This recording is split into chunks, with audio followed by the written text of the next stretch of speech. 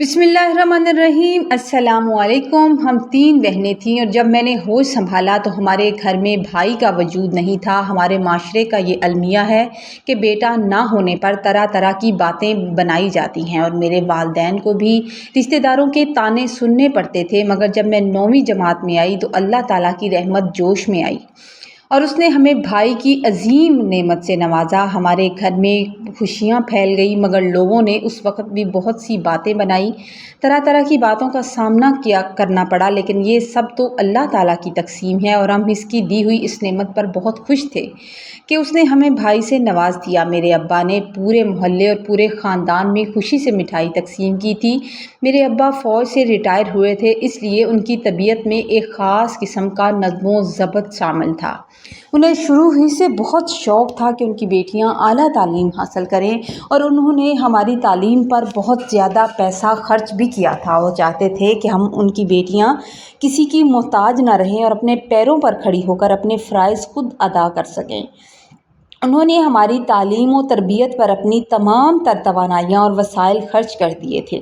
ہم تینوں بہنیں بھی پڑھائی میں بہت لائق تھیں، بہت محنت کرتی تھی اور خاص طور پر میں جو سب سے بڑی تھی ہمیشہ کلاس میں اول آتی تھی۔ مجھے یاد ہے کہ رات گئے تک پڑھتے ہوئے ابا میرے لیے خود چائے بنا کر لایا کرتے تھے اور مجھے خود کہتے تھے کہ ابھی بس کرو، مگر مجھے پڑھائی سے بہت محبت تھی اور میری محنت رنگ لے آئی۔ میں نے بورڈ کے امتحانات میں ہمیشہ ٹاپ کیا تھا اور ہمیشہ ہر کلاس میں میرا وظیفہ لگا، اور پھر وہ خوشگوار دن بھی آیا جب میں نے اپنی محنت کے بل بوتے پر ایک سرکاری کالج میں بطور لیکچرار بھرتی ہو کر اپنے والد کا خواب پورا کر دیا تھا۔ اس دن میرے ابا کا سینہ فخر سے چوڑا ہو گیا تھا، ان کی آنکھوں میں خوشی کے آنسو تھے۔ میری چھوٹی بہن زنیرہ بھی سرکاری اسکول میں ٹیچر بن گئی تھی اور سب سے چھوٹی جو تھی وہ ابھی زیر تعلیم تھی، پڑھ رہی تھی۔ میرا نام سمیرہ ہے اور ہم دونوں بڑی بہنوں میں بے پناہ محبت تھی، ہم میں بڑی دوستی تھی۔ یوں تو گھر میں سب ایک دوسرے کی جان تھے، ایک دوسرے کا خیال رکھتے تھے، مگر ہم دونوں کی دوستی ایک مثال تھی۔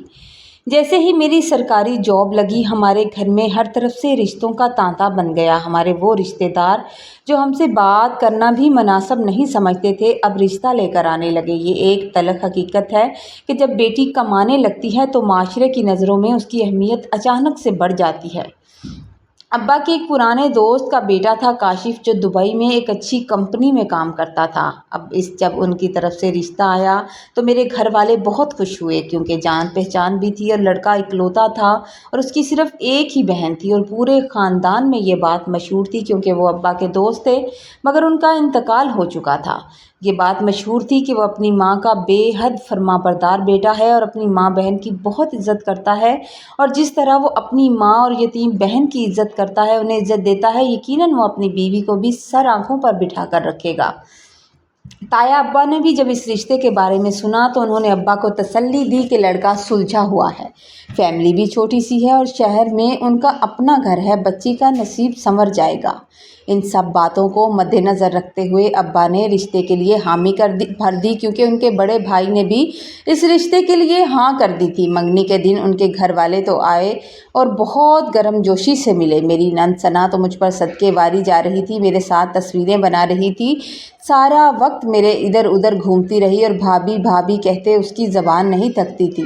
جاتے ہوئے وہ لوگ یہ شرط رکھ کر چلے گئے کہ کاشف جب بھی چھٹی آئے گا وہ لوگ فوراً شادی کر لیں گے۔ امی ابا نے کچھ وقت مانگا، مگر وہ لوگ بضد رہے کہ انہیں کسی چیز کی یعنی کہ کسی قسم کی جہیز کی لالچ نہیں ہے، بس ایک پڑھی لکھی بیٹی چاہیے جو ان کا گھر سنبھال لے۔ میرے ابا جو ویسے بہت مضبوط انسان تھے مگر بیٹیوں کے معاملے میں تھوڑے جذباتی ہو گئے اور بیٹے والوں کو ان کی میٹھی باتوں کے آگے مجبور ہو کر حامی بھرنی پڑی۔ ادھر میرا بھائی چھوٹا جو ابھی کم عمر تھا لیکن ہم بہنوں کا بہت بڑا مان اور فخر تھا، ہم جب بھی بازار جاتی تو ہم اسے ساتھ لے کر جاتی تھی، اور وہ چھوٹا سا جب ہمارے آگے آگے ایک محافظ کی طرح چلتا تھا تو ہمیں احساس ہوتا تھا کہ ہمارے ساتھ بھی گھر کا کوئی بڑا مرد موجود ہے۔ اس بات کو مشکل 2 مہینے ہی گزرے ہوں گے کہ ایک دن اچانک سے میری ہونے والی ساس کا فون آ گیا۔ फ़ोन आया और कहने लगीं कि मेरी उस वक़्त मेरी जॉब बहुत शानदार चल रही थी। जब मेरी पहली सैलरी आई तो मेरे पूरे घर वालों को एक शानदार रेस्टोरेंट में ट्रीट दी थी। सबके लिए तोहफ़े भी लाई थी। मेरी सास का फ़ोन आया और उन्होंने फ़ोन पर बताया कि काशिफ़ अगले महीने पाकिस्तान आ रहा है, इसलिए आप लोग शादी की तैयारियां शुरू कर दें, क्योंकि उनकी ख्वाहिश है कि हम फ़ौरन शादी की तारीख़ तय कर दें। कुछ ही दिनों बाद वो लोग मिठाई लेकर हमारे घर आ गए थे और शादी की तारीख काशिफ़ के आने से पहले ही पक्की कर दी गई थी। घर में अचानक से शादी की तैयारियों का शोर मच गया था। दिन रात बाज़ारों के चक्कर लगने लगे। मोहल्ले वाले, रिश्तेदार मेरे नसीब पर रश कर रहे थे। सब लोग कह रहे थे कि समेरा के तो भाग जाग गए हैं। सबका यही कहना था कि छोटी सी फैमिली है, ससुर भी नहीं है, सिर्फ एक नंद और सास हैं और शोहर भी दुबई में अच्छा खासा कमाता है और ऊपर से लड़की खुद भी बरसरे रोज़गार है, ऐश करेगी और सारा घर का कंट्रोल तो इसी के हाथ में होगा। बिला आखिर वो दिन भी आ गया जब मैं अपनी माँ और बाप का घर छोड़कर अपने ससुराल रुखसत हो गई थी। इब्तदाई चंद दिन बहुत अच्छे से गुजरे। काशिफ़ का रवैया भी मेरे साथ बहुत मोहब्बत भरा था, लेकिन जैसे जैसे तैसे दिन गुजरते गए मुझ पर यह हकीकत खुलने लगी कि मेरा शौहर अपनी माँ और बहन की अंधी मोहब्बत में गिरफ्तार था और उन्हीं की आंखों से देखता था। वो मुकम्मल तौर पर उनके मूड और मर्ज़ी का ग़ुलाम था।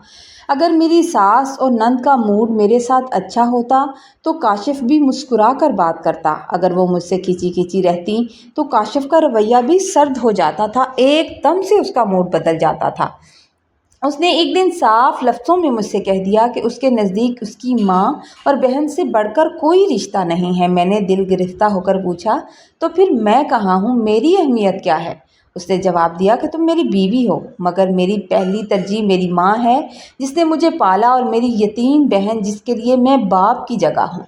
मुझे उसकी ये बात तीर की तरह लगी। मैं हरगिज़ ये नहीं चाहती थी कि वो उन्हें छोड़े या उनके साथ बुरा सलूक करे या उन्हें अहमियत ना दे, मगर मेरी सिर्फ इतनी ख्वाहिश थी कि कम अज़ कम वो गलत को गलत और सही के दरमियान फ़र्क करना सीख सके और एक मर्द होने का सबूत दे।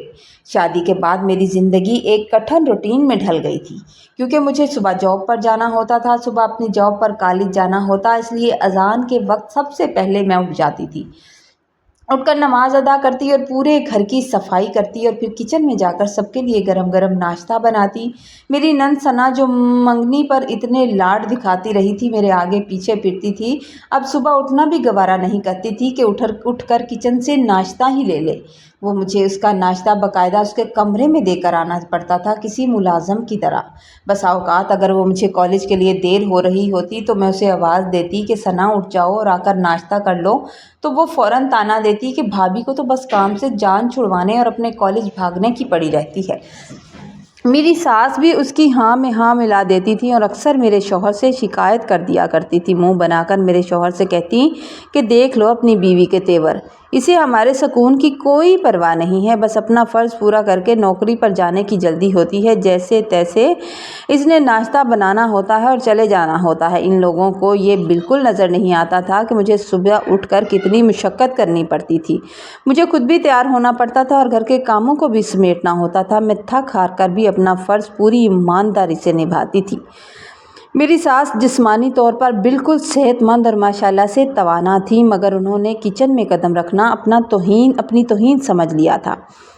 एक दिन जब वाकई मुझे बहुत देर हो रही थी, मुझे उठने में थोड़ी देर हो गई, तो मैंने हिम्मत करके उनसे कह दिया कि अम्मी जान, क्या आप किचन में सिर्फ 2 मिनट मेरी मदद करवा सकती हैं, क्योंकि मुझे कॉलेज से देर हो रही है। मेरी ये बात सुनना थी कि उन्होंने तो आसमान सर पे उठा लिया। तंजिया लहजे में कहने लगी कि हम बहू किस लिए लाए हैं। ज़ोर ज़ोर से बोलने लगी कि अगर किचन में हमने ही धक्के खाने थे तो तुम्हारा क्या फ़ायदा। बीबी, तुम हमें 2 वक्त की रोटी देने के लिए बातें सुनाती हो। रही सही कसर मेरे शौहर ने पूरी कर दी। उसने भी बजाय मुझे समझने के अपनी माँ की साइड ली और इंतहाई तलख लहजे में मुझसे कहने लगा कि तुम्हें इस घर में काम करने और हमारी खिदमत करने के लिए ही तो लाए हैं। 2 लोग हैं घर में, उन लोगों का खाना नहीं तुम बना सकती, इसलिए बिला वजह की शिकायतें करना बंद कर दो। मैंने भी फिर इस घर में सब्र का दामन थामना सीख लिया था, क्योंकि इन लोगों के सामने बात करना या इन्हें समझाने का कोई फ़ायदा नहीं था। हालांकि ये बहुत कठिन काम था। जब कभी मेरी हिम्मत जवाब दे देती और मैं अपनी अम्मी से जिक्र करती तो वो मुझे समझाती थी समझाती थी कि बेटा कोई बात नहीं, नंद है, कुछ दिन की मेहमान है, शादी होकर अपने घर चली जाएगी तो सब ठीक हो जाएगा। तुम्हारी सास का क्या है, उनको तो बस 2 वक्त की रोटी चाहिए। वो अक्सर कहती थी कि उसके बारे में फजूल बहस करके घर का माहौल ख़राब ना किया करो, बल्कि खामोशी से अपना काम करती रहो, अल्लाह देख रहा है। क्योंकि काशिफ को भी ये बिल्कुल पसंद नहीं था कि उसकी बहन के बारे में कोई बात की जाए, मगर सच तो ये था कि सना अब इतनी छोटी भी नहीं थी कि उसे अपनी जिम्मेदारियों का एहसास ना होता। वो बड़ी हो चुकी थी और आसानी से किचन के कामों में मेरी मदद कर सकती थी, मगर वो जानबूझकर खुद को बेखबर जाहिर करती थी और ज़्यादा वक्त अपने कमरे में मोबाइल पर गुजारती थी। एक दिन काशिफ ने मुझसे अजीबोगरीब फरमाइश की कि सुबह का नाश्ता तुम उस वक्त बनाया करो जब तुम खुद तैयार होकर जाने लगो, ताकि अम्मी और सना को गर्मा गर्म नाश्ता मिले। तुम ठंडा ठंडा नाश्ता उनको करवा के जान छुड़ाती हो। मैंने नहायत नरमी और दलील से उसे समझाने की कोशिश की कि अगर मैं मुकम्मल तैयार होने के बाद किचन में जाकर खाना बनाऊंगी तो मेरे कपड़े ख़राब हो जाएंगे, इस्त्री की हुई कमीज़ पर दाग पड़ जाते हैं और मुझे दफ्तर के लिए बहुत देर हो रही होती है। और वैसे भी मैंने तजवीज़ दी कि चूँकि सना अब माशाल्लाह बहुत बड़ी हो गई है तो क्यों ना वो सुबह का नाश्ता अपने और अम्मी के लिए बना लिया करे।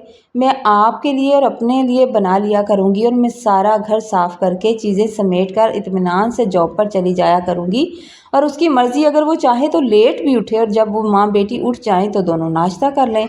इस तरह मेरी और उनकी भी थोड़ी सी हेल्प हो जाएगी, उन्हें भी नाश्ता जो है वो गरम गरम मिल जाएगा और मेरी थोड़ी मदद हो जाएगी। किसी को भी शिकायत का मौका नहीं मिलेगा। मेरी ये सादा सी बात सुनना थी कि मेरे शोहर की आंखों से तो जैसे शोले निकलने लगे। वो एकदम से गुस्से में आ गया। उसने मेरी तरफ गुस्से से देखा और चीख कर बोला, ये तुमने क्या बात कर दी?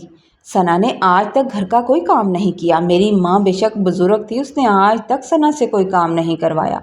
और तुम होती कौन हो उसे कामों पर लगाने वाली? मेरी बहन है और शादी होकर अपने घर चली जाएगी, यहाँ तो वो मेहमान है। उसने गुस्से में आकर खाने के बर्तन उठाकर ज़ोर से ज़मीन पर दे मारे, जिससे वो बर्तन चकनाचूर हो गए और वो मुझ पर बरस पड़ा कि तुमसे सिर्फ एक नंद बर्दाश्त नहीं हो रही, कल जब तुम्हारी अपनी भाभी आएगी तो वो भी तो तुम जैसी बहनों को बर्दाश्त करेगी ना, तुम जैसी 3 नंदों को बर्दाश्त करेगी। क्या तुम भूल गई हो कि तुम भी अपने इकलौते भाई की 3 बहनें हो, मेरी तो एक ही है? क्या तुम भी इस तरह दूसरों के लिए बोझ बनी हुई थी? मैं हैरत, सदमे और दुख से उसके मुंह की तरफ देख रही थी कि बात कहाँ से कहाँ तक पहुँच गई थी। मेरे कहने का तो ऐसा मतलब था ही नहीं। मैंने तो सिर्फ एक अमली हल पेश किया था, मगर उसने मेरी बदतमीज़ी और मेरी नंद की तजलील का नाम दे दिया था उसने मेरी बात को। मेरे शौहर ने घर में ज़ोर ज़ोर से चीखना शुरू कर दिया, जबकि मैंने ऐसी तो कोई बात की ही नहीं थी कि जिससे किसी की दिल आज़ारी हो, ना ही मेरा ऐसा कोई मकसद था। मैं तो बस अपनी ज़िंदगी को एक नज़्म व ज़ब्त में लाने की कोशिश कर रही थी और उसे समझा रही थी, मगर उसके रवैये ने तो मुझे हिला कर रख दिया। मैं सोच भी नहीं सकती थी कि वो ऐसा करेगा। इसी असना में मेरी सास भी कमरे में दाखिल हुई और फ़ौरन से पेशतर अपने बेटे के सर पर हाथ फेरने लगीं, जैसे बेटे पर बहुत जुल्म हो गया हो या बहू ने न जाने क्या कर दिया हो। वो उसके बालों में उंगलियां फेरते हुए उसे तसल्ली देने लगीं, जैसे वो छोटा सा बच्चा है जिसके साथ बहुत जुल्म हो रहा है। सास ने मेरी तरफ देखते हुए घूरा और घूर कर कहने लगी कि बस क्या करें काशिफ, सब्र करो जैसे हम सब्र करते हैं, इसकी सारी हरकतें भी बर्दाश्त करते हैं। मैं ये देखकर हैरान थी कि वो दोनों मेरे खिलाफ किस कदर मुत्तहिद हो गए थे और माँ ने किस तरह आकर बात को संभाल लिया था और अपने बेटे की साइड ले रही थी। जैसे ही मैंने अपनी बेगुनाही साबित करने के लिए सास के आगे हाथ जोड़े कि खुदारा अगर मैंने कुछ गलत कहा है तो मैं माफ़ी मांग लेती हूँ, और माफ़ी मांगी कि मेरा मकसद उन्हें दुख पहुँचाना या उनकी बेटी के बारे में बात करना नहीं था, मेरे शोहर का गुस्सा 1 मिनट में ठंडा हो गया। उसकी माँ ने उसे एक थपकी दी और वो जल्दी से किचन में चली गई और बेटे के लिए खुद ने नाश्ता बनाकर ले आई। क्योंकि उसने बर्तन उठाकर दे मारे थे, वो उसके साथ ऐसे पेश आ रही थी जैसे कोई छोटा सा बच्चा हो जिसने कोई गलती की ही नहीं थी और सारी गलती मेरी थी और बहू ने बेटे पर जुल्म कर दिया था। जब मैं दुखी दिल के साथ दफ्तर जाने के लिए कमरे से निकली तो सना दरवाजे पर खड़ी मेरी तरफ देखकर मुस्कुरा रही थी, जैसे उन्होंने बहुत बड़ा काम कर लिया हो। उसने मुझे हकारत से देखा और कहने लगी, भाभी आप चाहकर भी भाई के दिल से हमारी मोहब्बत नहीं निकाल सकती। आप चाहे जितनी मर्जी कोशिशें कर लें, ऐसा कभी नहीं हो सकता। अगर ऐसा करने की दोबारा कोशिश की तो बहुत जल्द आप इस घर से बाहर होंगी। इस बात का अंदाज़ा तो हो गया होगा आपको। میں نے بس ایک دکھ بھری نظر سے اس کی طرف دیکھا اور خاموش رہی اور چلی گئی، کیونکہ اسے جواب دینے کا کوئی فائدہ نہیں تھا۔ لوگ جب اندھے ہو جائیں تو انہیں حقیقت کبھی نظر نہیں آتی اور ان کے ساتھ بات کرنے یا بحث کرنے کا یا انہیں سمجھانے کا کوئی فائدہ نہیں ہوتا۔ میری زندگی بھی ایک ایسا امتحان بن گئی تھی جہاں ہر دن نیا زخم لے کر آتا تھا۔ ایک پڑھی لکھی لڑکی جو کالج میں لیکچرار تھی، جو اپنے اسٹوڈنٹس کو سمجھاتی تھی، اپنے گھر میں مکمل طور پر فیل ہو چکی تھی۔ ایک ناکارہ لڑکی بن چکی تھی۔ جو لڑکی اسکول اور کالج میں بہت ٹاپ کیا کرتی تھی، ہر ٹیچر کی فیورٹ تھی، آج اس کی اپنی سسرال میں کیا اوقات تھی۔ کبھی کبھی مجھے یہ باتیں میرے ذہن میں آتی تو دل دکھ سے بھر جاتا تھا۔ میری آنکھوں سے آنسو بہہ رہے تھے، مگر میں ان کے سامنے رونے سے گریز کرتی تھی۔ کالج میں بھی میں بہت خاموش رہنے لگی تھی، کیونکہ میری ٹینشنز جو تھیں وہ ختم ہونے کا نام ہی نہیں لے رہی تھی۔ میں نے اپنی امی کو کبھی نہیں بتایا تھا کہ گھر میں میرے ساتھ کیا ہوتا ہے، تاکہ انہیں پریشانی نہ ہو۔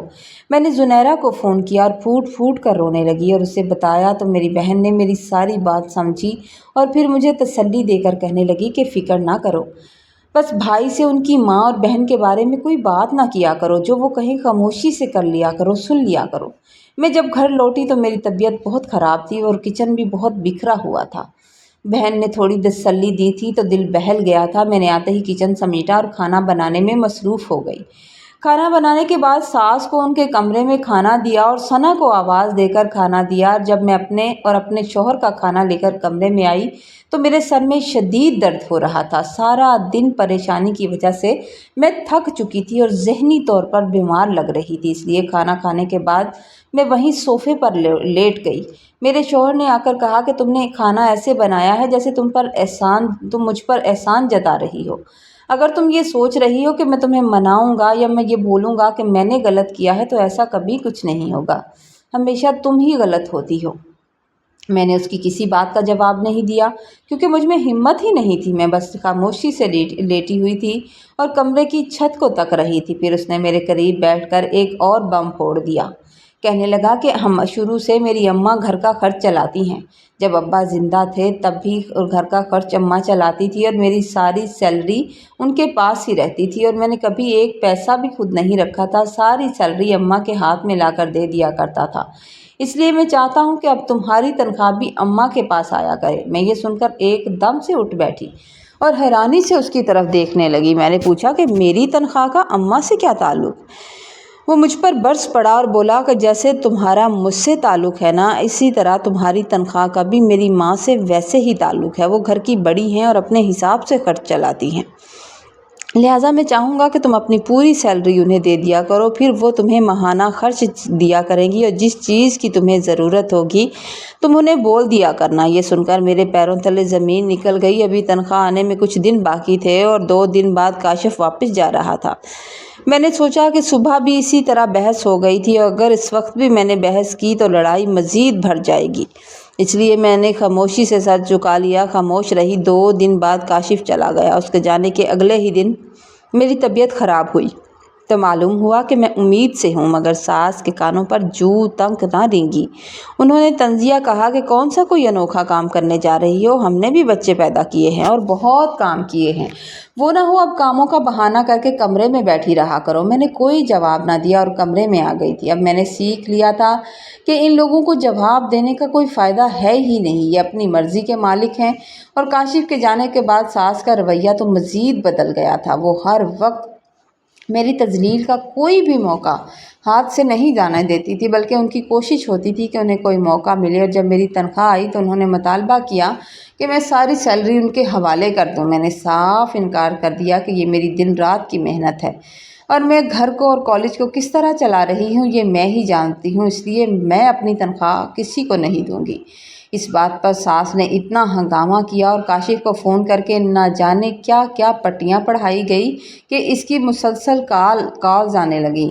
میرے نمبر پر باقاعدہ کتنی کال آئیں جنہیں میں نے اٹھانا اب ضروری نہیں سمجھا تھا، کیونکہ میں جانتی تھی کہ اب وہ بھی میری مزید توہین کرے گا، مجھے دھمکیاں دے گا۔ ماں بیٹی نے اب گھر کے اندر میرے خلاف ایک الگ سے محاذ بنا لیا تھا۔ जहाँ वो मेरी किसी भी बात का जवाब नहीं देती थी। अगर मैं कोई बात पूछती थी तो जवाब देना ज़रूरी ही नहीं समझते थे। मैं अपनी ज़िम्मेदारी समझकर खाना बनाकर मेज़ पर रखती, उनके आगे ला कर रखती। वो लोग खाना आराम से खाते थे और वहीं बर्तन भी पड़े रहते थे जब तक मैं नहीं उठाती थी। यहाँ तक कि मुझे ही उठाकर धोने पड़ते थे। सना ने तो कभी अपने लिए एक कप चाय का भी नहीं धोया था और ना ही पकाया था। एक हफ्ते बाद मेरे शौहर काशिफ की मेरे नंबर पर कॉल आई तो वो खैरत पूछने की बजाय मुझे तलाक की धमकियां देने लगा। ये सुनकर मेरा कलेजा मुंह को आ गया। मैंने रोते हुए कहा कि तुम्हें अपनी माँ और बहन की तो बड़ी फिक्र है क्योंकि वो तुम्हारे रिश्ते हैं, लेकिन क्या तुम्हें अपनी बीवी और अपने आने वाली औलाद की कोई परवाह नहीं है? चलो मैं तो पराई सही, मगर आने वाली औलाद तो तुम्हारी सगी है ना। मेरी ये बात सुनकर मेरा शौहर एक लम्हे के लिए खामोश हो गया और मैं इस बात पर हैरान थी कि काशिफ की माँ ने उसे बताया ही नहीं था कि वो बाप बनने वाला है। उसके बाद भी वो बहुत कम कॉल करता था। कुछ सिर्फ कोई इंतहाई ज़रूरत की बात होती तो व्हाट्सएप पर वॉइस नोटिस छोड़ दिया करता था और फ़ौरन कॉल काट देता था, जबकि उसकी अपनी माँ और बहन से रोज़ाना घंटों वीडियो कॉल्स चलती थी।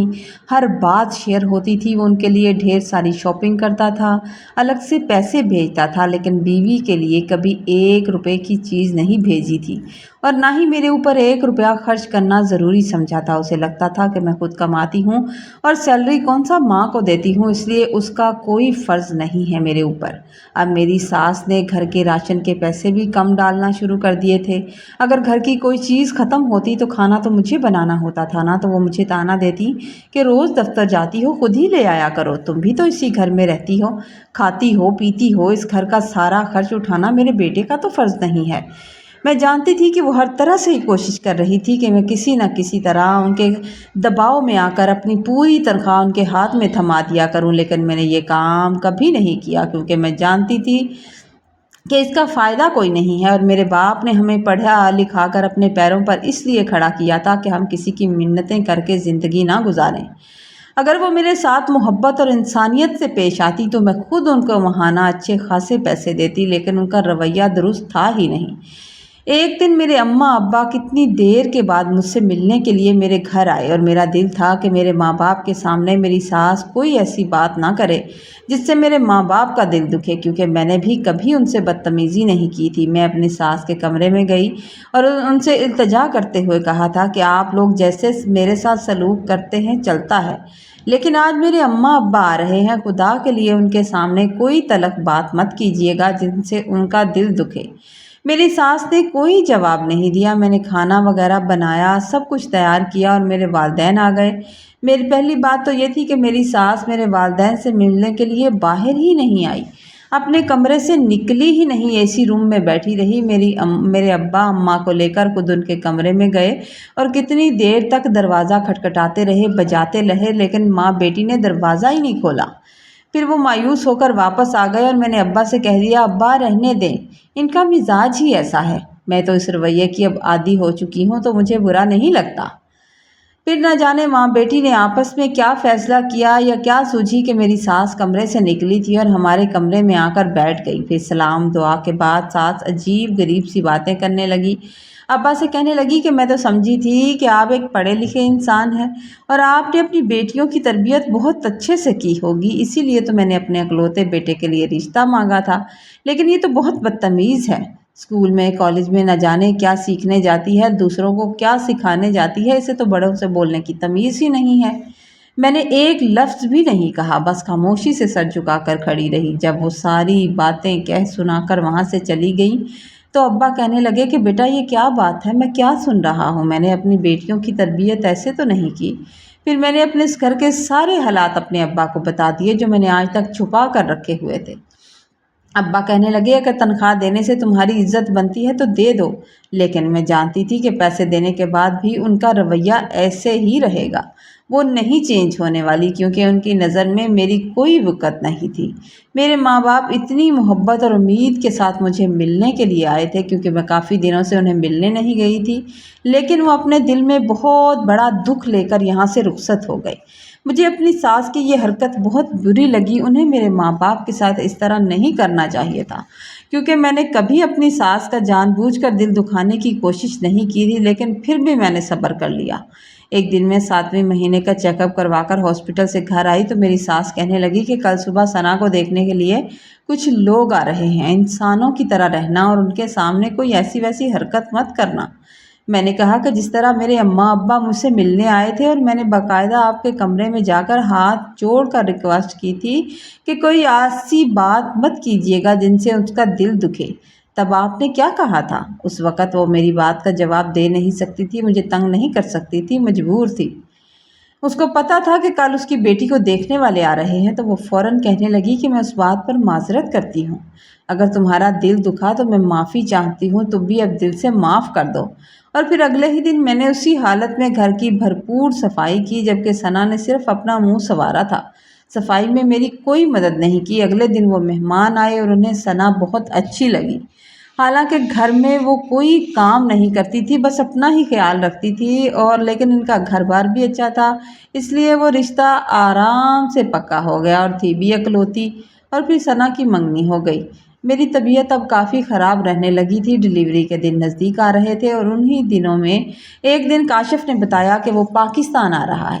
مجھے لگا کہ شاید جو انسان اپنی ماں، بہن اور اس سے اتنا پیار کرتا ہے، اس کی نظر میں اس کی بیٹی کی کتنی اہمیت ہوگی، لیکن اپنے آنے والی بیٹی کے لیے اس کے دل میں ضرور کوئی نرم گوشہ ہوگا، اور میری زندگی جو تھی وہ آسان ہو جائے گی۔ اس کے آنے میں ابھی 1 ہفتہ باقی تھا کہ اللہ تعالیٰ نے مجھے ایک بیٹی سے نواز دیا۔ ہاسپٹل سے ہم شام کو واپس آئے تو اماں بھی میرے ساتھ تھیں۔ میں نے اماں سے کہا کہ آپ کچھ دن رک جائیں، کیونکہ مجھے پتا تھا کہ میری ماں ہی میرا خیال رکھے گی، میری ساس تو میرے کمرے میں آنا بھی ضروری نہیں سمجھے گی، اور نہ ہی اسے کوئی فرق پڑتا تھا۔ وہ بچی کو دیکھنے صرف 2 منٹ کے لیے آئیں اور دیکھ کر کہنے لگی کہ ذرا بھی شکل باپ کی نہیں لی بچی نے، ساری ماں پر چلی گئی ہے، اللہ کرے اس کی حرکتیں کہیں ماں پر نہ چلی جائیں، میرے بیٹے کی طرح فرما بردار ہو۔ میری ماں نے خاموشی سے ان کی طرف دیکھا اور کوئی جواب نہیں دیا، جبکہ ثنا نے کمرے میں آ کر بھتیجی کو دیکھنا تک گوارا نہیں کیا۔ کاشف کے آنے کی صبح میری ساس کا موڈ نہ جانے کس بات پر خراب تھا کہ سرد سا موڈ تھا کہ میرے کمرے میں آ کر کہنے لگیں کہ اپنی ماں کو کہو کہ اپنے گھر کا نظام خود جا کر چلائے، ہمارے گھر میں مداخلت کی ضرورت نہیں ہے۔ میں نے کہا کہ انہوں نے ایسا کیا کیا ہے، یا میں نے ایسا کیا کہا ہے کہ آپ کا موڈ ایک دم سے خراب ہو گیا؟ تو وہ کہنے لگی تمہاری ماں کو اب کیا ضرورت تھی کہ وہ کام والی بھیجے، وہ خود چلی گئی اور کام والی بھیج دی، ہمارے گھر میں کام والی بھیجنے کی ضرورت نہیں ہے، میں خود دیکھ لوں گی کہ کسے رکھنا ہے اور کسے نہیں رکھنا۔ میں نے کہا کہ بس کر دیں اماں، خدا کا خوف کریں، میں آپ کو میری حالت نظر نہیں آتی کہ میں صفائی کرنے کے قابل نہیں ہوں؟ اگر اماں نے گھر کے لیے کوئی کام والی بھیج دی ہے کچھ دن کے لیے تو آپ کو ایسا کیوں مسئلہ ہو رہا ہے؟ آپ سے تو کچن کا کام صحیح ہوتا نہیں ہے۔ میری ساس نے پھر مجھے بہت ساری باتیں سنائیں اور اپنے بیٹے کے آنے کی دھمکیاں دیتی ہوئی کمرے سے چلی گئی۔ شام کو میری بیٹی کی طبیعت ٹھیک نہیں تھی، میں ساس کے پاس گئی کہ ہسپتال جانا ہے، بچی کی طبیعت ٹھیک نہیں لگ رہی۔ میری ڈیلیوری کو ابھی مشکل سے 1 ہفتہ ہوا تھا۔ میں نے کہا آپ میرے ساتھ چلیں، بچی کی طبیعت نہیں ٹھیک۔ اتنی سنگ دل عورت تھی، میری طرف دیکھ کر بولی مرتی ہے تو مر جائے، میں کیا کروں؟ ہمیں تو تم سے کوئی پیسے کی امید ہے نہیں اور نہ ہی ملتا ہے۔ باپ رخصتی کے وقت بڑے مان سے کہتا تھا میری بیٹی لیکچرار ہے، ہمیں کیا فائدہ تمہاری لیکچراری کا، اور اپنی بیٹی پر بھی خرچ کرتے ہوئے تمہیں موت پڑتی ہے۔ اگلی صبح کاشف پہنچ چکا تھا، وہ سیدھا ماں کے کمرے میں گیا۔ میں نے وہیں جا کر سلام کیا تو ساس نے بھی سیدھے منہ سے جواب نہیں دینے دیا، اور بیٹے نے بھی ماں کے ساتھ مل کر دروازہ کمرے سے بند کر دیا اور اسی کمرے میں رہے۔ میں سارا دن دروازہ کھٹکھٹاتی رہی کہ بیٹی کی طبیعت ٹھیک نہیں ہے، کاشف ہسپتال چلو، مگر اندر سے کوئی جواب نہیں آیا۔ مجبوراً میں نے اپنے بھائی کو فون کیا، وہ آیا اور مجھے ہاسپٹل لے کر گیا۔ وہ ماں کا بیٹا اتنا پکا نکلا کہ اس نے آ کر اپنی بیٹی کو ایک نظر دیکھا بھی نہیں۔ رات کو جب میں واپس آئی تو گیٹ اندر سے بند تھا۔ آدھے گھنٹے تک میں بچے کو لے کر کھڑی رہی، دروازہ بجاتی رہی۔ میری ساس نے اوپر سے جھانک کر دیکھا اور پھر کھڑکی بند کر لی۔ میں سمجھ گئی کہ یہ لوگ اب مجھے نہیں اپنائیں گے، گھر میں نہیں آنے دیں گے۔ میں اپنے بھائی کے ساتھ واپس اماں کے گھر آ گئی۔ وہاں پہنچ کر جب سب کو پتہ چلا کہ باپ نے بیٹی کو دیکھنا بھی گوارا نہیں کیا تو سب سکتے میں آ گئے۔ میری بہن زنیرہ نے میرا ہاتھ تھام کر کہا کہ تم ہمت والی ہو، تم نے رونا نہیں ہے، ایسے رشتے کا کیا فائدہ جہاں عزت نفس کی کوئی قدر نہ ہو؟ تم اپنی بیٹی کے ساتھ آزاد رہو، ان لوگوں کو اپنی زندگی سے ہمیشہ کے لیے نکال دو۔ مجھے اپنے مائکے ہوئے 2 ماہ گزر چکے تھے، لیکن ان تمام عرصے میں میرے شوہر کاشف کی جانب سے مجھے ایک بار بھی کال نہیں آئی تھی۔ مجھے یہ تک معلوم نہیں تھا کہ وہ اب پاکستان میں ہے بھی یا دبئی واپس چلا گیا ہے۔ میں نے بھی اپنی عزت نفس کی خاطر اسے خود فون کرنے کی کوشش ہی نہیں کی۔ جو شخص اپنی بیٹی کو دیکھنے کے لیے نہیں آیا، اسے بیوی کی کیا فکر ہونی تھی۔ میری بیٹی اب 2 ماہ کی ہو چکی تھی اور اس کے معصوم چہرے کو دیکھ کر میرا دن گزرتا تھا۔ ایک دن میں اپنی بیٹی کے لیے کچھ کپڑے خریدنے کے لیے بازار گئی تو وہاں مجھے محلے کی ایک خاتون ملی، جنہوں نے حیرت سے پوچھا کہ تم یہاں کیا کر رہی ہو؟ تمہاری نند کی شادی تھی تو تم کہاں تھی؟ تم وہاں موجود نہیں تھی۔ سب سوال کر رہے تھے کہ تم کہاں ہو۔ میں یہ سن کر ساکت رہ گئی۔ میں نے پوچھا کہ کب ہوئی میری نند کی شادی؟ تو انہوں نے بتایا کہ 1 مہینہ پورا گزر چکا ہے۔ میں نے اس خاتون کی بات کا مزید کوئی جواب دینا مناسب نہیں سمجھا اور دل میں ایک عجیب سی اداسی لیے میں گھر واپس آ گئی تھی۔ اب مجھے یقین ہو چکا تھا کہ ان لوگوں نے مجھ سے مکمل تعلق ختم کر دیا ہے اور میری زندگی کے اس باب کو ہمیشہ کے لیے بند کر دیا گیا ہے۔ پھر ایک دن مجھے یاد آیا کہ جس ثنا کے سسرال والوں نے منگنی پر میرا نمبر لیا تھا، ثنا کی نند نے میرا نمبر لیا تھا، شاید وہ اس معاملے میں کچھ جانتے ہوں۔ میں نے نہ چاہتے ہوئے بھی ایک پل کے لیے ہمت کی اور اس نمبر پر کال کر دی۔ نہ جانے کیوں میں نے اس نمبر پر کال کر دی۔ ثنا کی نند عابدہ نے فون اٹھایا اور میں یہ سوچ کر گھبرا رہی تھی کہ کیا سوچے گی کہ میں نے اسے کال کیوں کی، مگر جیسے ہی اس نے فون اٹھایا، اٹھاتے ہی کہنے لگی، بھابھی اچھا ہوا آپ نے کال کر لی، میں تو کل بھی آپ سے بات کرنا چاہ رہی تھی، آپ کا نمبر ڈھونڈ رہی تھی۔ اس نے بتایا کہ شادی پر آپ کے نہ ہونے کا جواز یہ پیش کیا گیا تھا کہ آپ ان کے ساتھ بدتمیزی کرتی ہیں، ان پر ہاتھ اٹھاتی ہیں اور اپنی جاب کا رعب جماتی ہیں۔ حالانکہ ہم نے تو آپ کو دیکھا تھا، آپ ہمیں دیکھنے میں ایسی تو نہیں لگی، لیکن اب چونکہ ثنا ہمارے گھر آئی ہے تو ہمیں اندازہ ہوا ہے کہ ان لوگوں پر کوئی ہاتھ نہیں اٹھا سکتا۔ یہ بلا وجہ آپ پر الزام تراشی کرتے رہے، کیونکہ ہماری بھابھی ثنا تو خود انتہائی بدتمیز ہے، گھر کا کوئی کام نہیں کرتی، اور کل تو اس نے میری ماں کو اتنے برے طریقے سے دھکا دیا کہ اماں گر گئیں اور ان کے پاؤں میں موچ آ گئی۔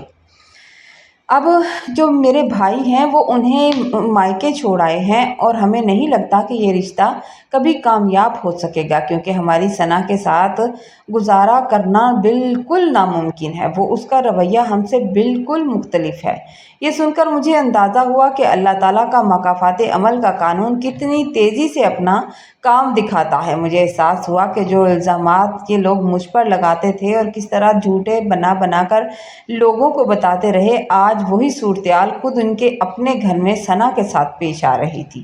میں نے سوچا کہ اب مجھے کسی بھی طرح ایک دن اپنے سسرال جانا چاہیے، کیونکہ میرے بہت سی ضروری چیزیں، بہت سے کپڑے اور سب سے بڑھ کر میرے تعلیمی کاغذات اور میری زندگی کا قیمتی سامان اب بھی وہیں تھا۔ میں نے کسی کو بغیر بتائے اپنے کالج سے چھٹی لی اور سیدھے اپنے سسرال پہنچ گئی۔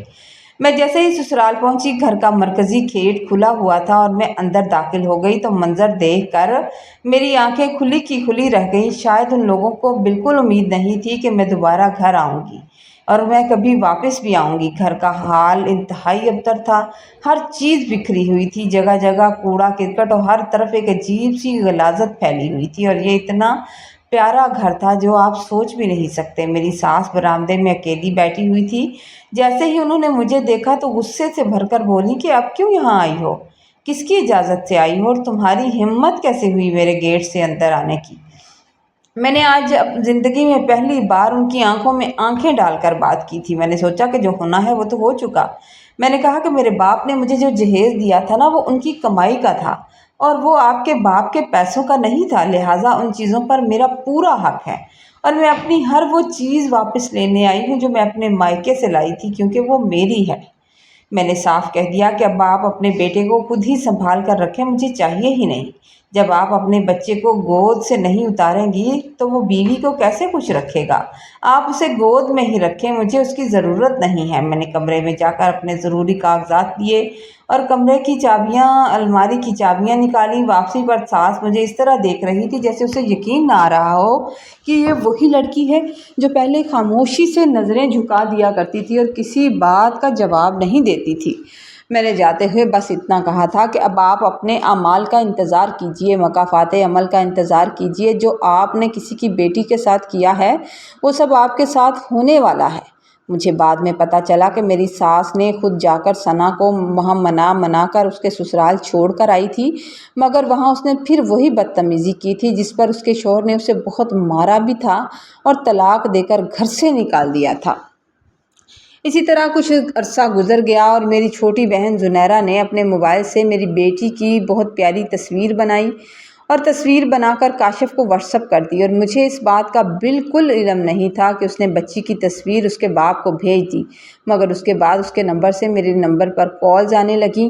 मैं भी हैरान थी कि ये मुझे क्यों कॉल कर रहा है। मैंने हिचकिचाते हुए कॉल उठाई तो गिड़गिड़ाकर कहने लगा कि घर वापस आ जाओ, माँ को तुम्हारी बहुत ज़रूरत है, उन्हें फालिज का अटैक हो गया है और मुझे छुट्टी नहीं मिल रही। इस हाल में अम्मा को तुम्हारे साथ होना बहुत ज़रूरी है। जब उसने मुझे फ़ोन किया तो मैंने उस दिन उसे अपनी ज़िंदगी की तमाम भड़ास निकाली, उसे खुलकर सुनाया कि जिस बाप ने अपनी बेटी को भी नहीं देखा, कभी उसका हाल भी नहीं पूछा, उसे आज मेरी याद क्यों आ रही है? क्योंकि तुम लोगों को मेरी ज़रूरत है। मैं कोई मुलाजमा हूँ जाकर तुम्हारी माँ को संभालूँ? तुम्हारी बहन सना है ना उनके पास। मैंने उसे कहा कि तुम खुद जानो और तुम्हारी माँ और बहन जाने, मेरा तुम लोगों से ताल्लुक़ नहीं है। तुम लोगों ने एक बार भी नहीं पूछा कि मैं किस हाल में हूँ। वो फ़ोन पर रो रहा था और मुझसे माफ़ी मांग रहा था, और तभी मैंने मजबूर होकर उसे दिल से माफ़ कर दिया। मैंने कहा कि मुझे अब तुम्हारी या तुम्हारे घर की कोई परवाह नहीं है। मगर किस्मत अच्छी थी कि उसने मेरी हर बात सुनी और आखिरकार मुझसे वादा किया कि वो 1 माह तक पाकिस्तान वापस आएगा और हर गलती की तलाफ़ी करने की कोशिश करेगा, और जिस तरह मैं कहूँगी वैसा ही करेगा और मेरी इज़्ज़त भी करेगा। जब मैंने ये सारी बात अपनी अम्मा अब्बा को बताई तो मेरे वालिद, जो बहुत सीधे साधे इंसान थे, कहने लगे बेटा चली जाओ। अगर वो ऐसा कह रहा है तो हो सकता है वो सुधर गया हो। अगर उन्होंने तुम्हारे साथ गलत किया था तो तुम उन जैसी मत बनो। अगर तुम भी उनके साथ इस तरह करोगी, मुश्किल वक्त में तन्हा छोड़ दोगी, तो फिर तुम में और उनमें फ़र्क नहीं रहेगा। अपने माँ बाप की इसरार पर मैंने बेटी के मुस्तकबिल के बारे में सोचते हुए वापसी का फ़ैसला कर लिया था। जब मैं वहाँ पहुँची तो सास चारपाई पर थी और उनके तेवर बिल्कुल बदल चुके थे। उन्होंने मेरे सामने हाथ जोड़कर माफ़ी मांगी। 1 महीने बाद जब काशिफ पाकिस्तान आया तो उसने अपनी बेटी को गले लगाया और बहुत रोया और मुझसे सच्ची तौबा करके माफ़ी मांगने लगा था। मैंने भी अपनी बेटी के मुस्तकबिल की खातिर समझौता कर लिया, क्योंकि मैं जानती थी कि उसे बाप का साया फराहम करना कितना ज़रूरी है। पैसे से मैं उसे हर चीज़ ले दूँगी, हर ख्वाहिश पूरी कर दूँगी, लेकिन पैसों से मैं बाप का प्यार नहीं खरीद सकती थी। इसलिए मैंने अपनी बेटे के मामले में खुदगर्जी नहीं दिखाई। अब हमारी ज़िंदगी मामूल है। मेरी सास का इंतकाल हो चुका है, सना के लिए भी रिश्ते देखे जा रहे हैं, और मैंने सीख लिया है कि कभी कभी अपने घर को बचाने के लिए इंसान को बड़ी से बड़ी कुर्बानी देनी पड़ती है। इस कहानी का इखलाकी सबक यानी कि मॉरल लेसन ये है, हमें ये सबक मिलता है कि इंसान को दूसरों पर जुल्म करते वक्त कभी ये नहीं भूलना चाहिए कि मकाफ़ात अमल का पहलू हर जगह मौजूद है। जो सलूक आप दूसरों के साथ आज करते हैं ना, वही पलट कर आपके अपने घर में या आपकी औलाद के सामने आकर खड़ा ज़रूर हो जाता है। सब्र और बर्दाश्त की एक हद होती है। अगर आपका मकसद किसी का घर बसाना या अपनी औलाद को बाप का सहारा देना हो तो अल्लाह ताला इन हालात में बेहतरी खुद ही पैदा करना शुरू कर देता है, और दूसरों को जलील करने से इंसान को वक्ती तस्कीन तो मिल जाती है, मगर आखिर में इंसान को अपने किए हुए अमाल की फसल काटनी ज़रूर पड़ती है। एक पढ़ी लिखी और खुददार औरत जब अपना हक मांगने को आ जाए तो वही रिश्ता जो कभी बोझ लगता है एक नई सिमत अख्तियार कर लेता है। कहानी अगर आपको अच्छी लगे तो आपने लाइक करना है, कमेंट में ज़रूर बताना है। चैनल पर नए हैं तो चैनल को सब्सक्राइब कर दीजिए ताकि हमारी हर आने वाली कहानी आप तक ज़रूर पहुँचे। खुश रहिए, आबाद रहिए, अल्लाह आपको सलामत रखे।